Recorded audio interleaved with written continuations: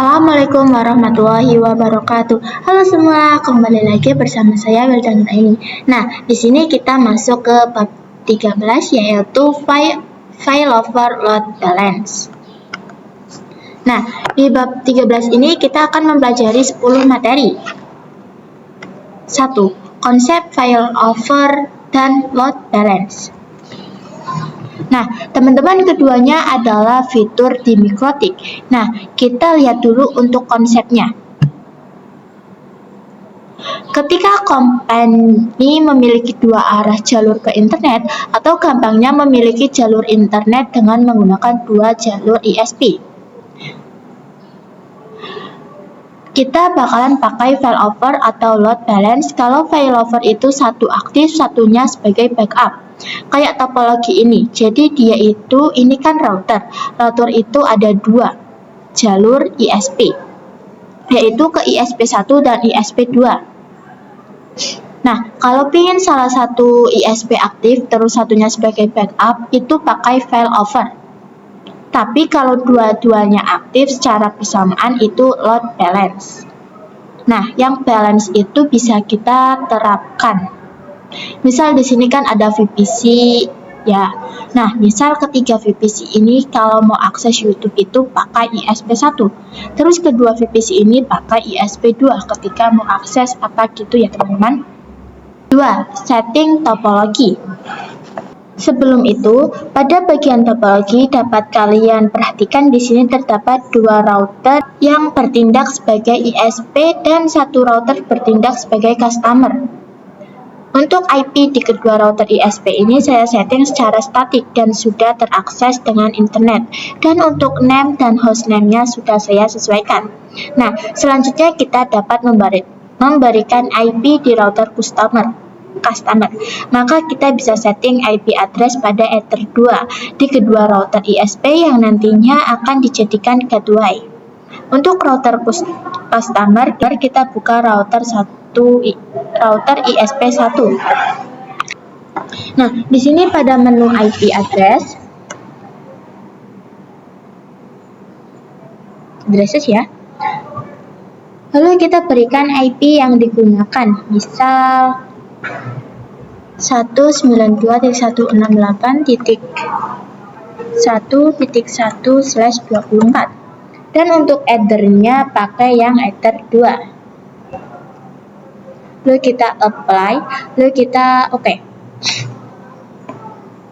Kemudian pada ISP2, kita ke menu IP lalu addresses. Nah, di sini kita gunakan IP 172.16.1.1/24. Nah, untuk Ether-nya itu kita pakai yang Ether 2.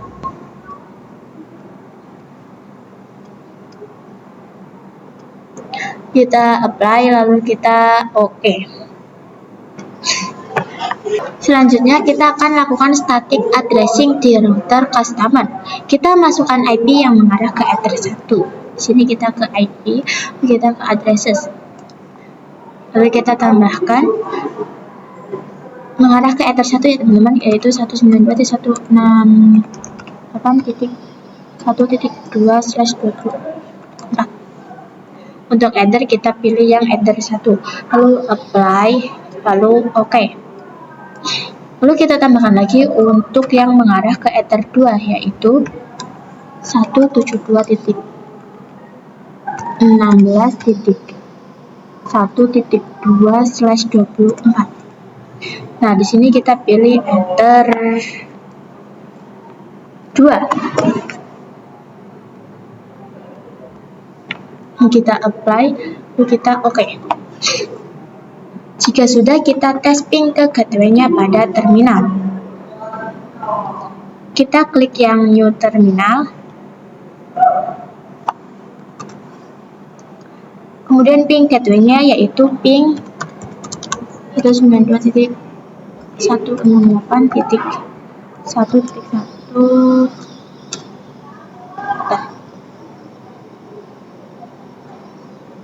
Lalu ping 172.16.1.1. Nah, ini sudah berhasil ya teman-teman. 3. Add default route pada router customer. Nah, selanjutnya kita setting agar root customer dapat mengakses internet. Jadi kita akan menambahkan default route bagi yang mengarah ke interface 1 maupun interface 2. Kita ke menu IP route.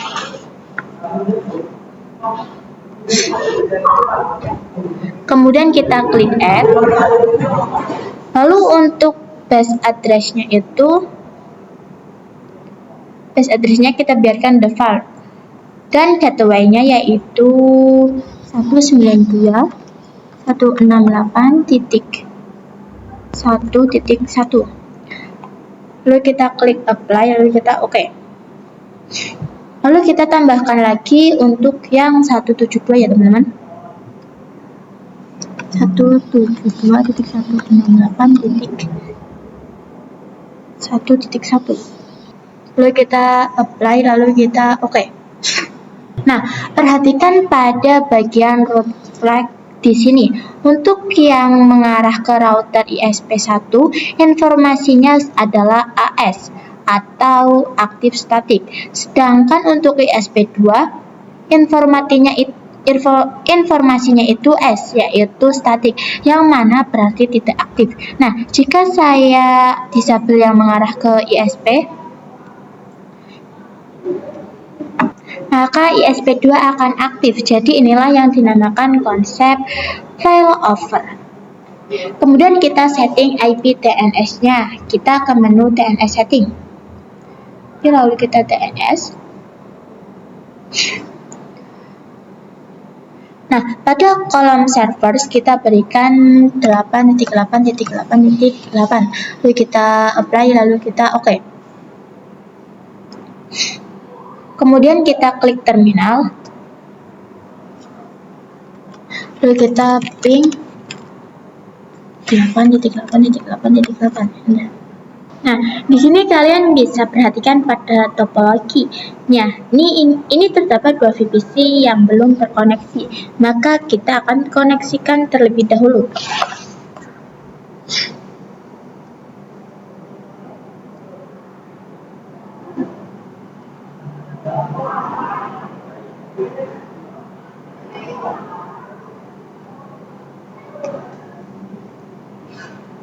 Nah, jika sudah, kita akan lakukan konfigurasi. Yang pertama, kita akan lakukan konfigurasi bridge, yaitu menyatukan Ether 3 dan Ether 4. Kita klik menu bridge. Lalu kita ke sini bridge. Menu bridge, teman-teman. Lalu kita add. Di sini untuk namanya misal bridge custom. Ya, bridge lalu kita apply, lalu kita oke. Lalu untuk ports kita tambahkan interface 3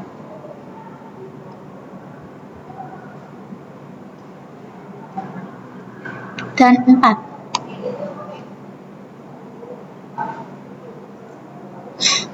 Salah ini.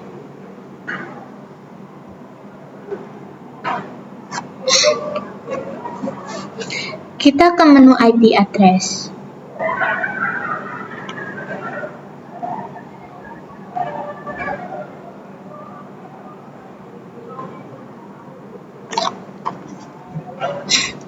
Untuk menambahkan IP di interface bridge, misal saya akan berikan IP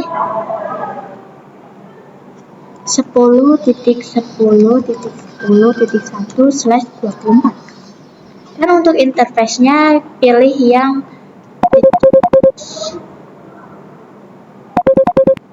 untuk bridge ya teman-teman. Lalu kita apply, lalu kita oke. Kemudian kita setting DHCP servernya untuk interface bridge. Kita klik ke IP DHCP.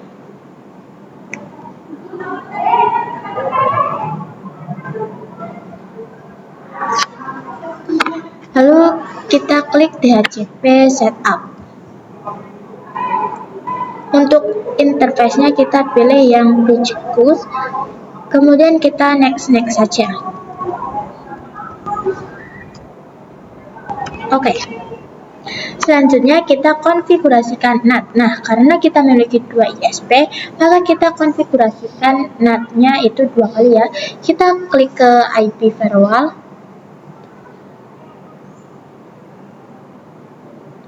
Lalu NAT. Kita add. Nah, di sini untuk out interface-nya itu pilih Ether 1 dan action-nya itu masquerade. Lalu kita apply, lalu kita oke. Lalu kita tambahkan lagi.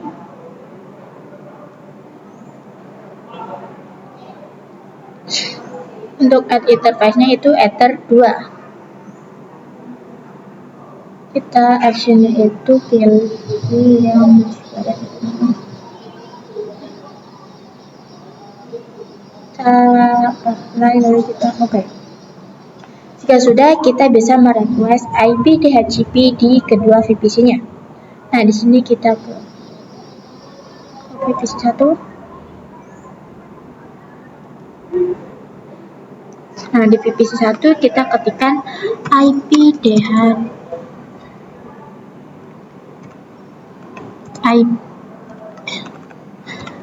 DHCP. Enter.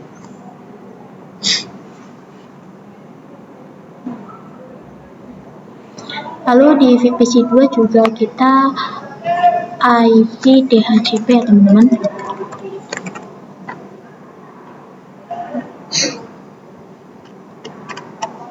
Nah, di sini saya sudah mendapatkan IP-nya. Kemudian kita tambahkan IP DNS.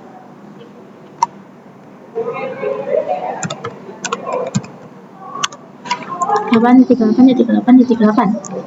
enter. Lalu di VPC 2 juga kita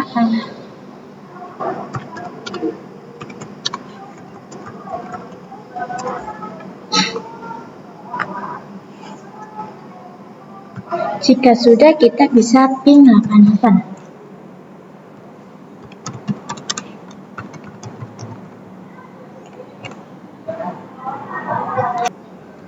Sini ping 88. Lalu kita ping Google juga.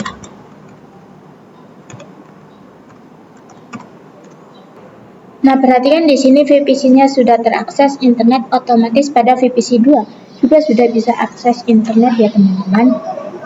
4. Konfigurasi failover. Jadi, cara kerja failover itu kan hanya menggunakan satu ISP saja, dan yang satunya itu akan menjadi backup. Maka cara memainkan failover supaya lebih leluasa, kita bisa menggunakan parameter distance. Nah, distance ini digunakan untuk mendeskripsikan parameter ataupun nilai parameter routing yang diprioritaskan. Jadi, semakin besar nilai distance tersebut, maka semakin tidak diprioritaskan. Oke, langsung saja kita implementasikan. Bisa kita lihat di sini yang aktif adalah ISP 1. Maka di sini saya coba untuk mengubah nilai distance-nya menjadi lebih besar, sehingga nantinya yang aktif adalah ISP 2. Di sini kita double klik pada konfigurasi ISP 1 pada distance-nya. Nah, pada distance-nya itu kita isi misalkan 10 ya teman-teman. Lalu kita apply. Lalu kita oke. Nah, perhatikan di sini untuk jalur internetnya akan langsung berpindah ke ISP 2. Namun jika distance-nya sama, maka MikroTik akan by default menentukan prioritas yang akan digunakan. 5. Cek ketuai pada failover. Untuk saat ini, jalur internet yang digunakan adalah ISP 2 dan ISP 1. Ini sebagai backup. Jadi fitur ini membantu memastikan bahwa gateway yang dipilih berfungsi dengan baik dan dapat diakses. Jika gateway utama tidak dapat dijangkau karena terdapat masalah, maka router dapat secara otomatis beralih ke gateway cadangan untuk menjaga konektivitas. Nah, kesimpulannya MikroTik Customer akan selalu mengecek IP gateway-nya dalam status up ataupun down. Langsung saja kita coba cek gateway-nya pada jalur ISP2 ini. Kita double klik. Di sini jika kita lihat pada opsi cek gateway, maka terdapat dua pilihan, yaitu ping dan juga ERP. Di sini kita akan pilih ping. Maka nanti router customer akan selalu ping ke gateway setiap 10 detik. Lalu kita apply, lalu kita oke. Selanjutnya kita bisa disable IP di ISP2 yang mengarah ke customer atau Ether 2. Lalu kita bisa cek pada router customer lagi untuk memastikan bahwa ia sudah beralih secara otomatis. Nah, di sini kita bisa tunggu beberapa saat saja. Oke, bisa kalian lihat di sini dia sudah berpindah ke ISP satunya. Nah, lalu bagaimana jika kita tidak menggunakan cek gateway? Maka nantinya router akan menggunakan ISP2 atau ISP utama walaupun IP-nya sudah kita disable. 6. Konfigurasi load balance ECMP. Di sini saya akan langsung konfigurasikan saja. Karena load balance menggunakan dua jalur ISP, maka kita bisa aktifkan kembali IP yang berada di ISP2-nya. Selanjutnya pada router customer, untuk di routing tabelnya kita hapus defaultnya, baik yang mengarah ke ISP maupun ISP2. Di sini kita hapus.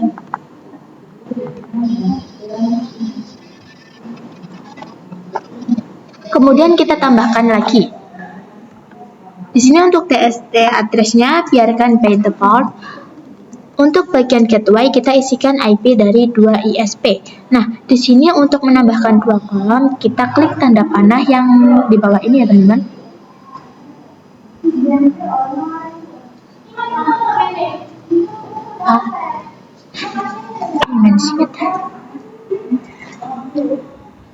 Channel aku. Nah, kayak gini teman-teman. Lalu kita isikan IP-nya pada kolom pertama, isikan 192.168.1.1. Lalu pada kolom kedua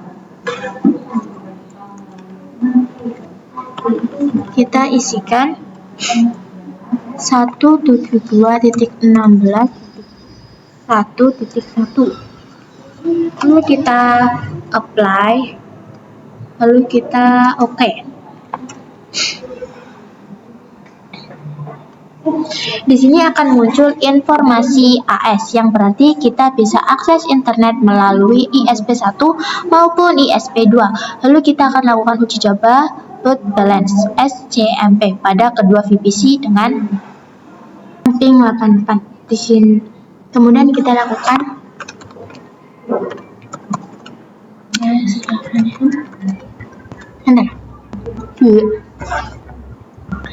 bisa kita lihat di sini VPC ini jalur ke internetnya pertama ke interface bridge, kemudian ke ISP1, setelah itu baru terhubung ke internetnya.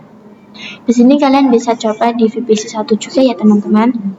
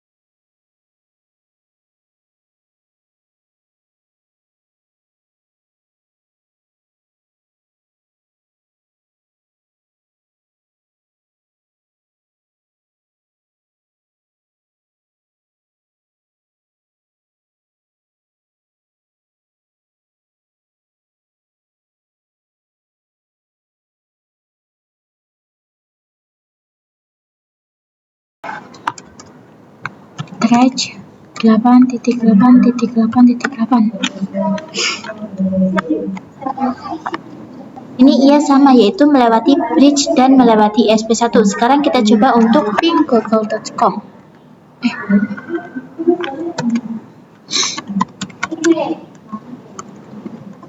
Google.com. Enter.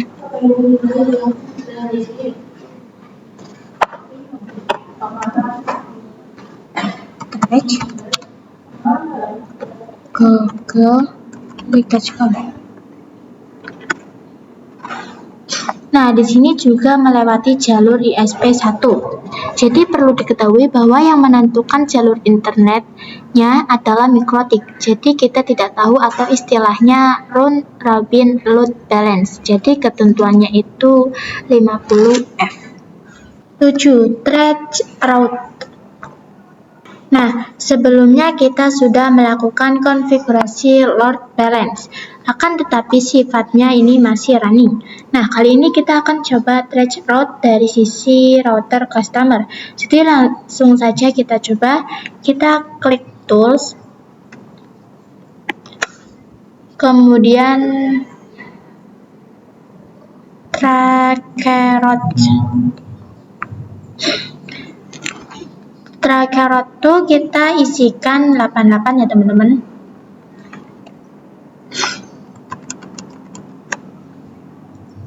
Untuk protokolnya 1 ICMP. Lalu kita klik start.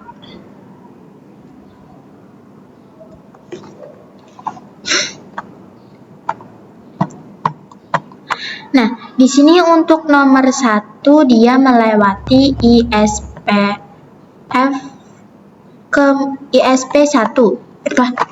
Nah, di sini untuk nomor 1 dia melewati ISP1, kemudian kita klik stop.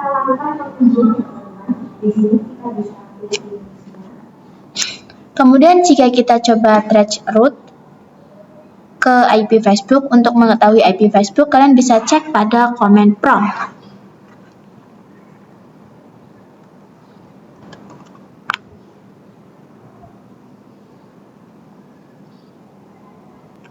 Lalu kalian bisa ketikkan sns lookup facebook.com.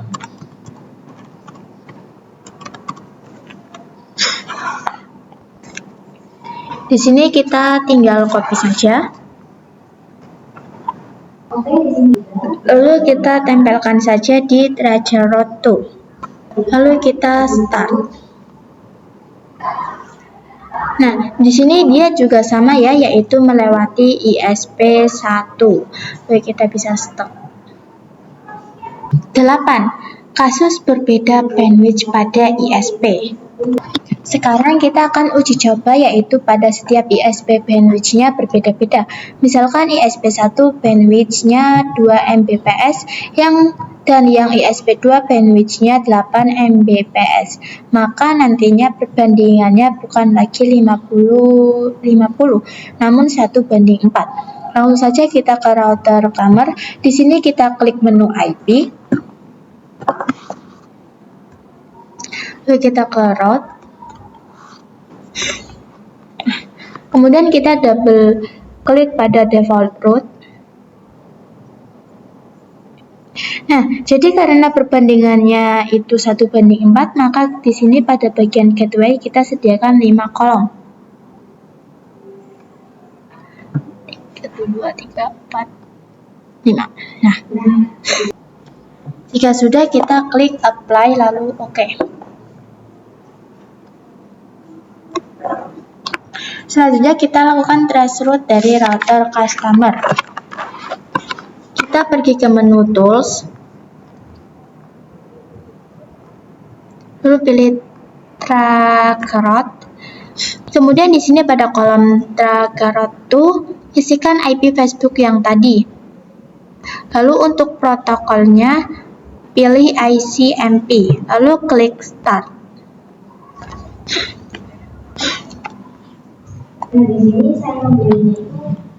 Nah, perhatikan di sini dia menggunakan ISP2. 9. Konfigurasi load balance route rules.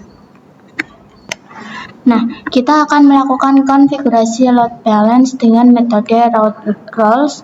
Jadi route rules ini akan bekerja dengan sistem SRC address. Kita bisa definisikan misal untuk PC1, kita ingin internetan dengan menggunakan ISP1 dan PC2 harus menggunakan ISP2. Karena merupakan SRC address, maka PC-nya harus menggunakan IP statik agar tidak berantakan. Nah, di sini saya sudah menyeting kedua VPC-nya secara statik dengan IP ini ya teman-teman.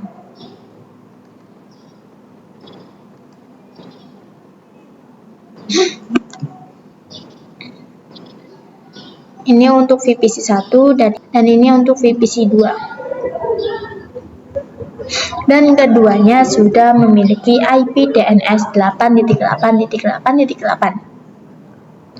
Oke, langsung saja kita masuk ke router customer. Kemudian kita pilih menu IP route list.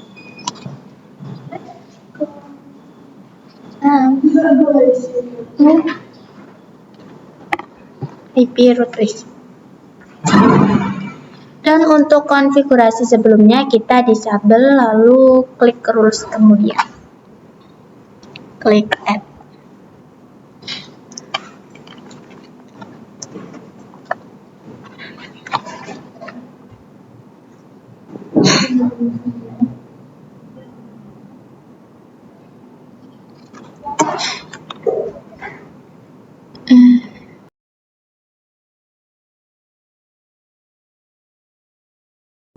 Nah, pada kolom search address, kita isikan IP VPC 1 tadi 10.10.10.11. Lalu pada tabel kita ketikkan VPC 1. Lalu apply, lalu oke. Selanjutnya kita tambahkan untuk VPC 2 IP-nya yaitu 10.10.10.12. Lalu kita tabelnya itu VPC 2. Lalu kita apply, lalu kita oke. Jadi fungsi tabel ini adalah jika terdapat paket yang berasal dari IP 10.10.10.12 yang ingin mengakses ke internet, maka router customer akan melihat pada tabel routing yang ada di VPC 2 untuk menentukan jalur yang tepat. Selanjutnya kita bisa kembali ke menu route list. Nah, perhatikan pada pojok kanan ini terdapat pilihan all, main VPC 1 dan VPC 2. Ini adalah kelompok routing tabelnya. Di sini kita pilih all saja, kemudian kita klik add.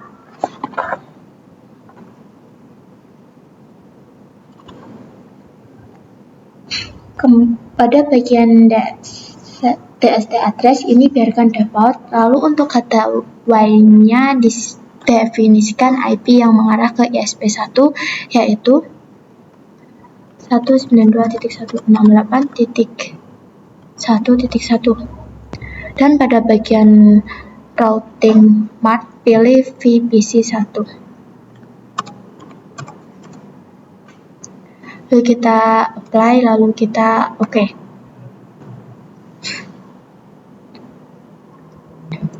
Kemudian add lagi untuk VPC 2 yaitu 172.16.1.1. Untuk routing mart-nya kita pilih VPC 2. Kita apply, lalu kita oke.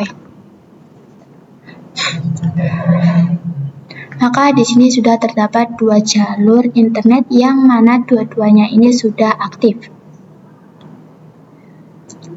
Selanjutnya kita lakukan restrict dari kedua VPC. Pada VPC 1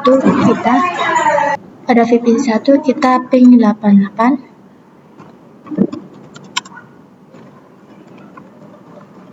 Enter. Lalu trash 8.8.8. Kita enter. Oke. Awas isu ya ya. Nah, di sini dia melewati ISP1 untuk mengakses internet. Lalu kita coba di VPC 2.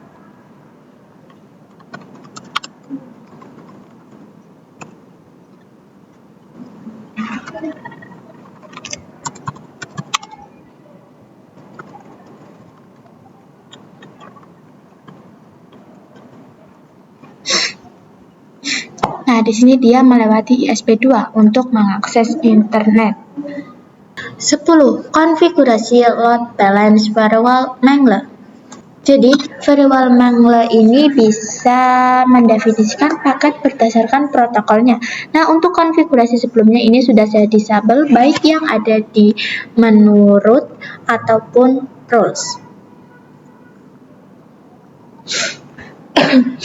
Kemudian kita bisa ke menu IP firewall.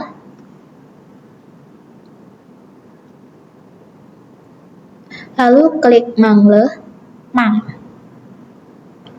Seperti sebelumnya, kita akan membuat VPC 1 ini menggunakan ISP1 dan VPC 2 menggunakan ISP2. Di sini kita klik Add. Pada bagian Send, pilih Rerouting. Dan untuk search address-nya, kita isikan IP VPC 1, yaitu 10.10.10.11. Kemudian pada action, kita pilih mark routing. Ini ya teman-teman. Kemudian pada new routing, mas ini tuh sama ya, terkait dengan routing tabel yang ada pada di routing.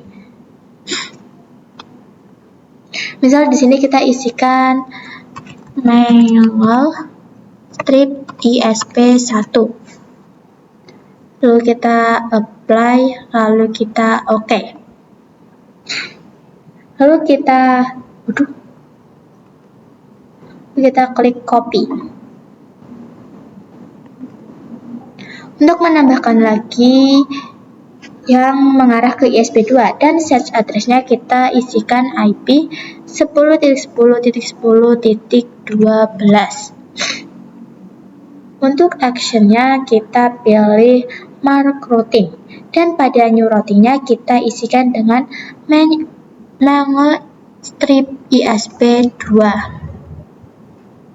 Lalu kita apply, lalu kita OK. Jika sudah, kita tambahkan ke routing tabelnya. Kita ke IP route. Kita klik add. Di sini untuk DST address-nya biarkan by default. Lalu gateway-nya kita isikan ISP1, yaitu 192.168.1.1. Kemudian pada routing mask, pilih yang Mangle strip ISP1. Lalu kita apply, lalu kita OK. Lalu kita add lagi untuk yang mengarah ke ISP2-nya, yaitu 172.16.1.1. Untuk routing mask kita pilih yang Mangle strip ISP2. Lalu kita apply, lalu kita OK. Jika sudah, kita bisa lakukan traceroute di kedua VPC-nya. Kita bisa ping 88 ya teman-teman.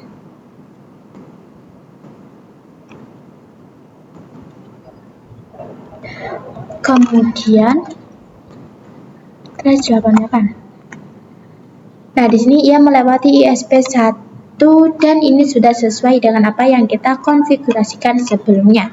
Coba kita cek juga pada VPC 2. Kita ping 88. Kita trace 88. dapat dipastikan sesuai dengan apa yang kita konfigurasikan, yaitu melewati ISP2 untuk mengakses internet.